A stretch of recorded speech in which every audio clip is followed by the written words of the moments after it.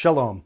I'm Pastor Matt McEwen from Yeshivat Shuvu and KosherPastor.com, and I want to thank you for joining me for this special short teaching on the month of Elul. The month of Elul is the month that we are currently in. It's the one that directly precedes the month which the high holy days fall in, of Rosh Hashanah and Yom Kippur. The month of Elul is very special because as it is spelled Aleph Lamed Vav Lamed, or in English, E-L-U-L, it forms an acrostic in the Hebrew language for I am my beloved's and my beloved is mine, or I am to my beloved and my beloved is to me. This really spells out the intimate relationship we need to have with God as we enter into the season of the High Holy Days. One of the special things that we do in the month of Elul is we blow the shofar. Usually in the morning time after the Shachrit service, we blow this shofar as a way to confuse Satan. That sounds interesting, especially if you come from a Christian background, but let me explain.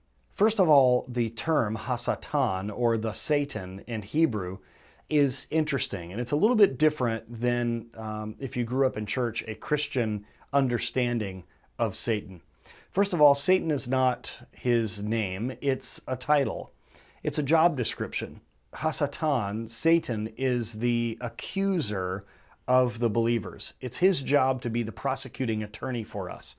So as we are leading up to the High Holy Days of Rosh Hashanah and Yom Kippur, on the Feast of Trumpets, sometimes known as Yom Teruah in the Bible, the day of the trumpet blasts, as we approach this day, where we blow the shofar over 100 times on that day, we blow the trumpet every day except for the last day, the 29th of Elul, except the last day before Rosh Hashanah, in a way to confuse this adversary, to confuse our enemy. Because he knows that the shofar is going to be sounded or blasted on that day. And so if we do it every day of the month leading up to that, until that final day before the actual Rosh Hashanah, well, then the idea is that it confuses Satan.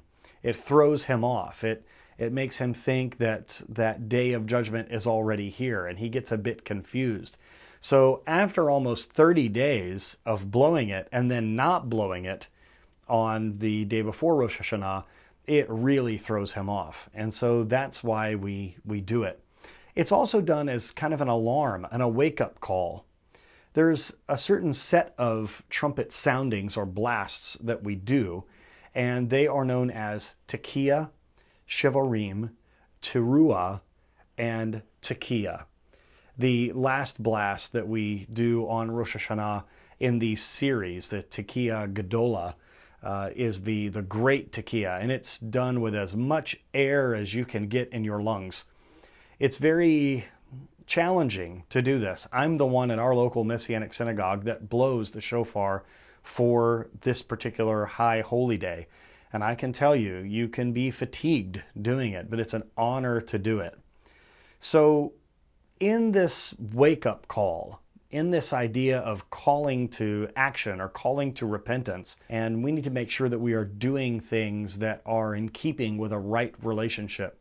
You see, the month of Elul is a time of reflection, a time for us to see if we really are having that intimate relationship with the Lord, where He is our beloved and we are His beloved.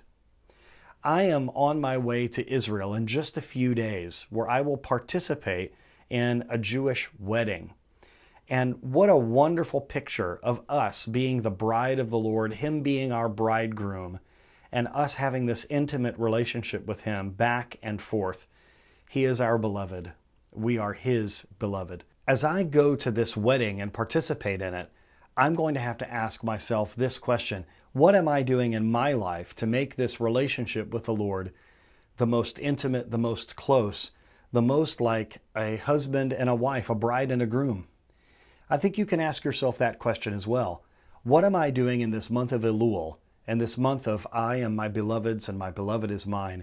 What am I doing to ensure that closeness, that intimacy, so that I know where I stand in this relationship as I go into the High Holy Days? especially on this day of Yom Kippur, when we have the Day of Atonement. What are you going to do in your life to establish that closeness? I want to challenge you, my students and my fellow students, to seek that intimate relationship with God during this period of Elul. Really seek the Lord while he may be found. Thank you. I'm Pastor Matt McEwen from Yeshivat Shuvu and KosherPastor.com, wishing you all of the spiritual closeness and intimacy with the Lord that you must have during this sacred season. Shalom and Kol Tuv.